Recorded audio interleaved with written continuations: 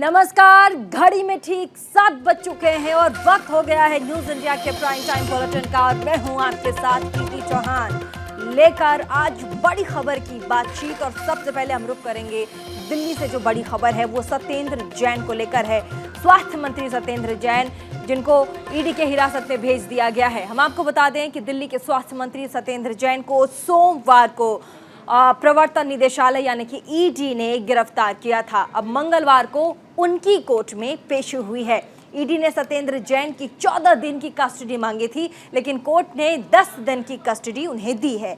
अब 9 जून तक सत्येंद्र जैन को ईडी की कस्टडी में भेज दिया गया है। तो वहीं सत्येंद्र जैन की गिरफ्तारी के बाद से ही दिल्ली के सियासत में इस वक्त भूचाल आ गया है। अब इस गिरफ्तारी के बाद बीजेपी और साथ ही कांग्रेस आम आदमी पार्टी की ईमानदार वाली छवि पर लगातार वार कर रही है कि आखिर ये पार्टी ईमानदार कहाँ रही, जो बार बार ये पोर्ट्रे करती थी कि हम आम आदमी पार्टी हैं और साथ ही हम ईमानदार भी हैं। ऐसे में पार्टी के नेता और साथ ही स्वास्थ्य मंत्री सत्येंद्र जैन की गिरफ्तारी को हिमाचल प्रदेश के चुनाव से जोड़कर यानी कि लिंक कर देखा जा रहा है। बीजेपी का सियासी दांव भी इसे कहीं ना कहीं बताया जा रहा है। देखिए हमारी एक स्पेशल रिपोर्ट जिसमें हम बता रहे हैं कि पूरा मामला क्या है, सत्येंद्र जैन की गिरफ्तारी पर कैसे इस वक्त पूरी दिल्ली में सियासत हो रही है। देखिए।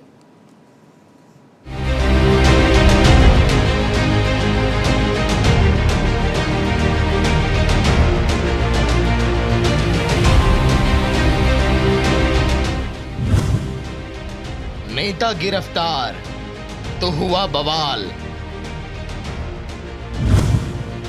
हम ईमानदार कि तुम ईमानदार, तुम्हारी ईमानदारी मेरी ईमानदारी से चमकदार कैसे। ईमानदारी पर उठे सवाल तो दिल्ली में मची खलबली।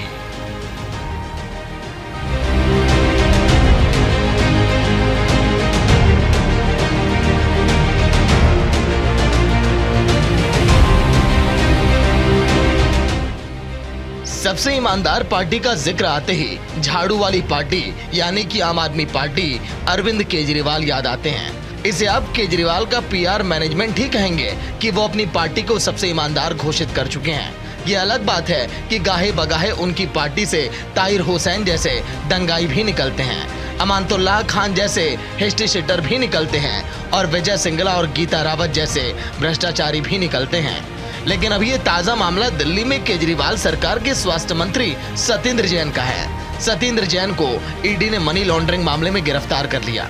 उनकी गिरफ्तारी ने राजनीतिक गलियारों में हलचल अब तेज कर दी।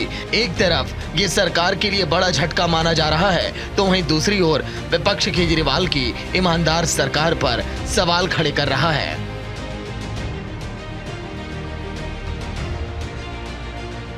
एक तो इस केस में ये कार्रवाई बहुत पहले हो जानी चाहिए थी। मैं कहना चाहता हूँ ये पूरी तरह से क्लियर है कि सत्येंद्र जैन इस तरह के मामलों में लिप्त है।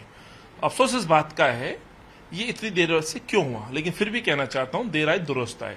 हालांकि मुझे याद है उस समय अरविंद केजरीवाल स्वयं आकर के प्रेस वार्ता कर रहे थे और आकर के जिस तरह से उन्होंने आरोप लगाया कि मेरे स्वास्थ्य मंत्री के घर रेड डाली जा सकती है वगैरह वगैरह। उस समय पंजाब के चुनाव का, तो ये भी जांच का विषय है कि क्यों आखिर वो गिरफ्तारी उस समय रोकी गई, क्या ऐसी साठगांठ हुई, क्या मसला था, क्या किसी का एहसान लिया गया, ये कई प्रश्न हैं। कहीं सत्ता का दुरुपयोग भी हुआ है।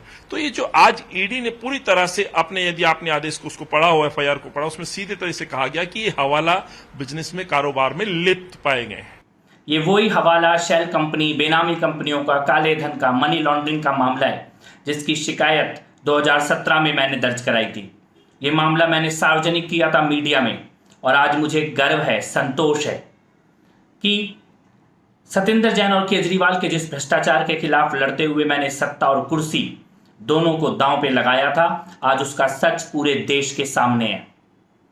सत्येंद्र जैन और उनकी पत्नी के द्वारा किया गया काला धन, इसका जो ट्रांजैक्शन है, मनी ट्रेल है, कोलकाता के हवाला ऑपरेटर्स के साथ उनका जो धंधा है, उसको मैंने सार्वजनिक किया था। ईडी ने उस मामले में एफआईआर दर्ज की, जांच की और आज सत्येंद्र जैन को अरेस्ट किया। सत्येंद्र जैन की गिरफ्तारी के बाद दिल्ली में सियासत गरमा गई। बीजेपी सरकार को घेरने की कोशिश में लग गई। सत्येंद्र जैन को सरकार से बर्खास्त करने से लेकर अरविंद केजरीवाल तक पर कार्रवाई की मांग हो रही है। मेरा ये मानना है कि सत्येंद्र जैन केवल एक कठपुतली है। असली मास्टरमाइंड भ्रष्टाचारी अरविंद केजरीवाल है और इसीलिए अरविंद केजरीवाल पिछले 7 साल से बार बार सत्येंद्र जैन को क्लीन चिट दे रहे हैं। आज अरविंद केजरीवाल के पास कोई नैतिक अधिकार नहीं है दिल्ली के मुख्यमंत्री की कुर्सी पर बैठे रहने का। उनको इस्तीफा देना चाहिए। और जैसे आज सत्येंद्र जैन जेल गए हैं, ऐसे ही भ्रष्टाचार में अरविंद केजरीवाल का जेल जाना भी सुनिश्चित है। मैं सवाल करना चाहता हूं कि क्या आम आदमी पार्टी के मंत्री हैं ईमानदार? केजरीवाल सरकार के मंत्री हैं ईमानदार? क्यों कर रहे थे हवाला कारोबार? और सबसे बड़ा सवाल है कि केजरीवाल सरकार के कैबिनेट मिनिस्टर को हवाला कारोबार करने का ये मास्टरमाइंड कौन है? कौन है जो इनको सह दे रहा था? क्या अरविंद केजरीवाल थोड़ी सी भी नैतिकता के तहत इस्तीफा देने की सोचेंगे? उधर पूरी की पूरी आम आदमी पार्टी सत्येंद्र जैन के बचाव में उतर आई। पार्टी के कई नेताओं ने सत्येंद्र की गिरफ्तारी पर सफाई दी और इसे सियासी मामला बताया। देखिए, ये भारतीय जनता पार्टी की आदत है, भारतीय जनता पार्टी का काम है कि आम आदमी पार्टी के नेताओं पर, विधायकों पर, मंत्रियों पर अपनी हर एजेंसी छोड़ देते हैं। चाहे वो दिल्ली पुलिस हो, चाहे वो ईडी हो, चाहे वो सीबीआई हो, चाहे वो इनकम टैक्स हो। ये कोई पहला केस नहीं है जो किसी आम आदमी पार्टी के मंत्री या विधायक पर हो रहा है। ऐसे सैकड़ों केस हैं जो भारतीय जनता पार्टी की केंद्र सरकार ने आम आदमी पार्टी के नेताओं पर करे हैं। लेकिन अगर आप इन हर केस का इतिहास देखने जाइए तो आज तक एक भी केस कोर्ट के सामने खड़ा नहीं हो पाया है। हर केस में आम आदमी पार्टी के विधायक बाइज्जत बरी हुए हैं और कोर्ट ने पुलिस को, सीबीआई को लताड़ लगाई है कि बिना किसी सबूत के तुमने केस क्यों किया। 7 बार इस केस में सत्येंद्र जैन को ईडी ने बुलाया और हर बार उनको वापस भेज दिया। आज अचानक 8 साल के बाद उनको हिमाचल के चुनाव के पहले, क्योंकि वो हिमाचल के इंचार्ज हैं आम आदमी पार्टी की ओर से, उनको गिरफ्तार किया गया क्योंकि बीजेपी वहां बुरी तरीके से हार रही है। इतना ही नहीं, अपने मंत्री को बचाने के लिए खुद अरविंद केजरीवाल भी मैदान में कूद पड़े। प्रेस कॉन्फ्रेंस करके कहा कि वाकई मामला सियासी ही है। हम ये भी देखते हैं कि बहुत सारे जो केंद्रीय एजेंसीज एक्शन लेती हैं वो राजनीति से प्रेरित होते हैं। तो सत्येंद्र जैन जी के इस केस को मैंने खुद पर्सनली सारा स्टडी किया है। ये बिल्कुल कंप्लीटली फर्जी केस है।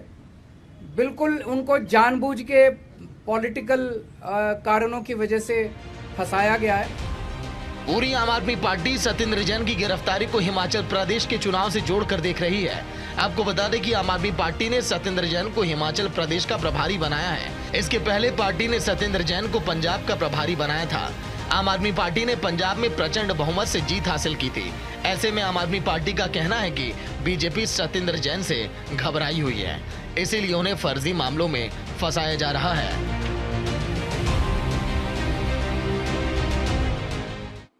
हिमाचल प्रदेश का प्रभारी बनाया गया सत्येंद्र जैन को, उस दिन से ईडी पीछे पड़ी हुई है। 8 साल पुराने मामले में जिसमें 7 बार वो पेश हो चुके हैं ईडी के सामने, कभी गिरफ्तारी की जरूरत महसूस नहीं हुई ईडी को। जब हिमाचल का चुनाव आता है तो सत्येंद्र जैन की गिरफ्तारी होती है। 8 साल पुराना केस है।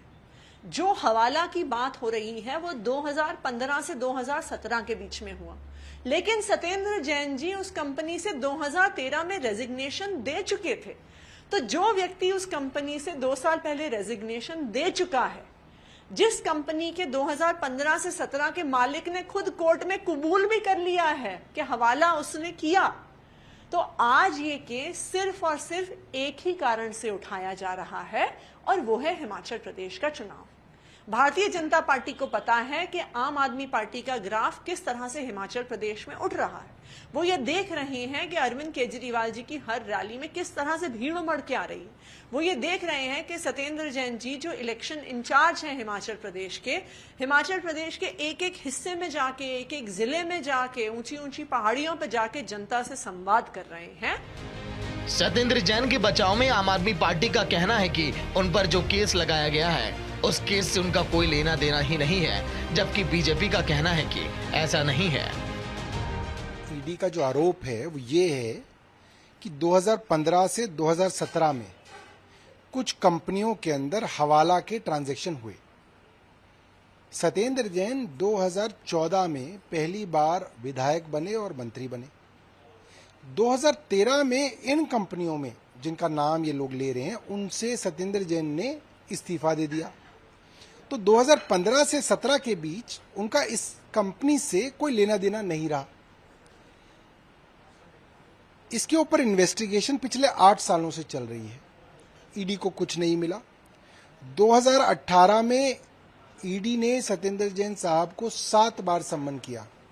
7 बार वो गए, इन्वेस्टिगेशन ज्वाइन की, कुछ नहीं मिला।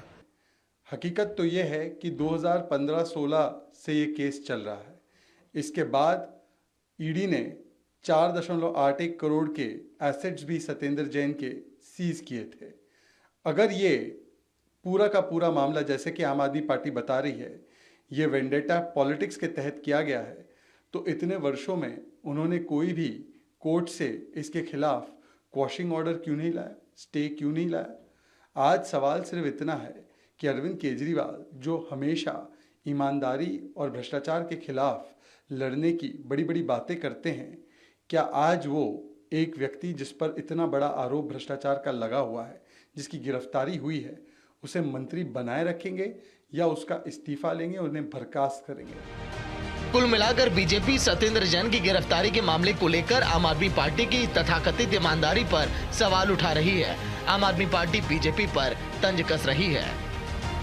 सत्येंद्र जैन पहले से ही जिस प्रकार से पहले इनका 5 वर्ष का काल था, उसके अंदर कैसे बोगस कंपनियां बनाकर इन्होंने प्रॉपर्टी कई 100 बीघे जमीन इन्होंने खरीदी। और ये अकेले नहीं है, आप देखेंगे आम मंत्री विजय सिंगला अभी पंजाब की शुरुआत ही हुई है, उसके अंदर उनकी गिरफ्तारी हुई है। 40 करोड़ के बैंक फ्रॉड के अंदर अब आप MLA जसवंत सिंह के यहाँ छापा पड़ा है अभी, और आप एमएलए बलवीर सिंह को 3 साल की सजा हो गई है। और ऐसे ही आप विधायक अमनातुल्लू खान को हिस्ट्री सीटर डिक्लेयर किया गया है। आप पार्षद गीता रावत को सीबीआई ने रंगे हाथों पकड़ा है। हरियाणा की हिंसा में लिप्त निशा सिंह को 7 साल की कैद हुई है। आप MLA सोमनाथ भारती को 2 साल की जेल हुई है। और दिल्ली हिंसा में दोषी ताहिर हुसैन अब तक जेल में है। इनका तो इतिहास रहा है कि राफेल में भ्रष्टाचार हुआ, मोदी जी को हटाया भाजपाइयों ने। राफेल में भ्रष्टाचार हुआ, मोदी जी हटे। 500 करोड़ का जहाज 1627 करोड़ में खरीदा, तो मोदी जी को हटाया नहीं भाजपाइयों ने। अमित शाह का बेटा जैसा धनिया बेच के करोड़ों रुपए कमा रहा था, उसको गिरफ्तार किया, कोई कार्रवाई की?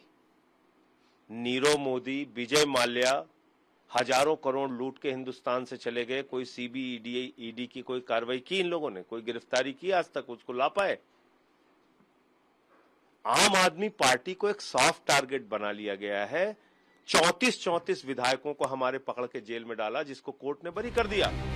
सत्येंद्र जैन की गिरफ्तारी के बाद कुमार विश्वास ने भी ट्वीट करके आम आदमी पार्टी और अरविंद केजरीवाल को घेरा।